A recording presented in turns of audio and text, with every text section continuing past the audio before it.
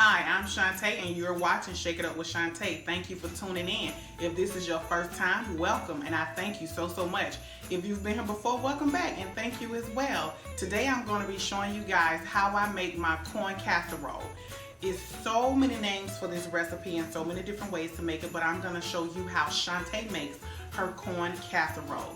It's really simple, and it's a very southern great dish, and you can use this dish for Thanksgiving, any day out of the year that you want to use it as a side dish. It's very good. So let me show you what you will need to make this corn casserole like Shantae make it. So first you will need 3 cans of corn. If you want to make something bigger, you can use 4, but I'm going to show you how you use 3. Now the first can is going to be a cream style corn. 1 can of cream style corn, 2 cans of your whole kernel sweet corn, drained. I will be using some heavy whipping cream, some sour cream, some cornstarch and flour mixed, some parsley flakes, black pepper, a little bit of vanilla, a pinch of salt, a cup of sugar, 4 eggs, and a whole stick of melted butter. So I have here my corn already in a bowl. I have the whole can of cream style corn in here, and I have the 2 cans of the whole kernel corn drained in here. So what I'm gonna do next is just go ahead and add all the rest of my ingredients at one time. I don't have to mix my milk and my eggs together. I don't do any of that. I just go ahead and add everything one at a time to my dish. So this is a half a pint of heavy whipping cream. So I'm going to be using the whole entire thing. So I'm gonna use this whole thing, and that's only because I'm using this small amount because I'm only using 3 cans of corn. If you use more corn, of course you want more milk. This is a whole stick of melted butter. I'm only going to be using 4 ounces of this sour cream, and that's really pretty much how much is left in the container, 4 ounces. If you want to use more, you can if you were making more, but I'm only going to use these 4 ounces of this sour cream. Okay. I'm going to add my cornstarch and flour mixture, which already in there together. The flour and the cornstarch, I already have it in it together. I'm going to be adding my 1 cup of sugar. It's a little less than 1 cup of sugar according to how sweet you want yours to be. And I've made this before and it was pretty sweet, so I cut back on some of the sugar. So it's a little less than a whole cup. Okay. I'm going to go ahead and add my 4 eggs.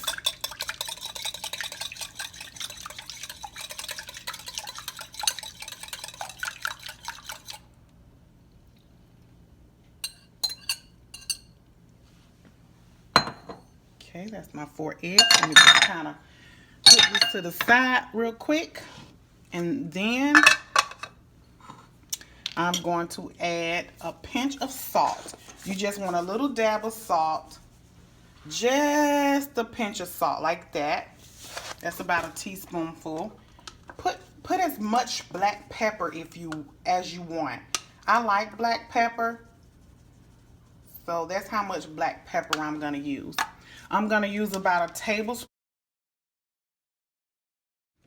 And also I'm going to put some parsley flakes in. As you know, parsley flakes, they don't give you a taste. It's just to make it pretty. So you can omit this if you like. It doesn't change the taste. One other thing I forgot. You're going to need a whole sleeve of these. You're going to put half, and these are Ritz crackers. You're going to put half the sleeve in here in the mixture, and you're going to put the other half on top. So I'm just going to take half of these out, crumble up just like so. These are your buttered Ritz crackers, or if you want to use any other kind of crackers you can, but these are the brand that I like to use, the Ritz. I know they have a butter type of cracker that I've seen other people use, and you can use that as well. But this is what I will be using. So you're just gonna mix this. just like so. Very simple, very easy recipe. You're gonna mix this just like this. You don't have to add anything else to this. If you want it sweeter, you put more sugar. This looks good already. This could be made so many different ways. There's so many ways people call this corn pudding, corn souffle. Some people grind their corn up. Some people put cheese in it. This goes so many ways. But like I said, this is how Shante makes her corn casserole. This is how I make this. I'm gonna bake this in the oven in a buttered pan on 350 for about 40 minutes. After about 35 minutes, between 30 and 35 minutes, if I smell it, I'm gonna check it. I just want it to bake up and I want it to get golden brown. All right, so I have my buttered pan here. You want to make sure you butter your pan and make sure you get on the sides too, because once this thing bake up, you want your edges to be crispy and you want your edges to come out nice and golden brown. So now I have this mix. I'm going to pour this in my pan.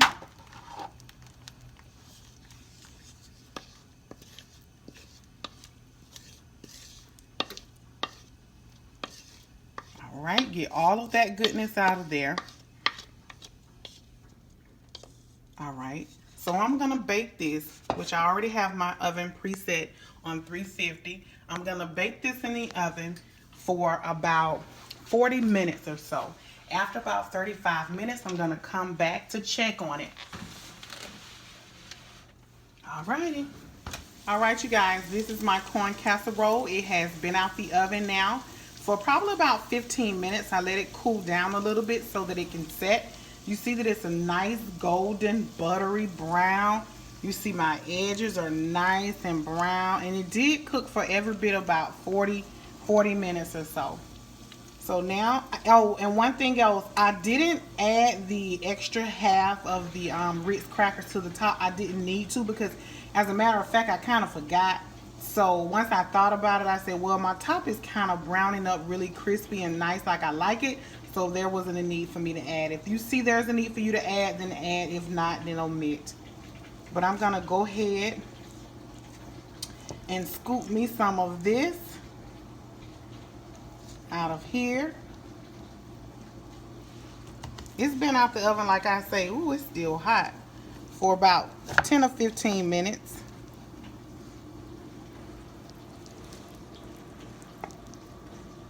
Look at that. Let me grab a fork. I couldn't wait to taste this. This is what I've been waiting on all day. I can't wait to taste this. It's still hot.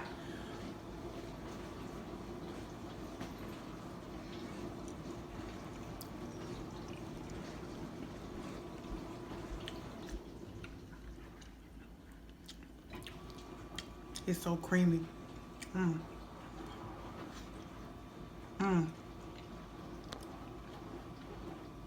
The sugar, the real butter, the vanilla. This is really, really good. When I tell you guys you have to try this, please make this.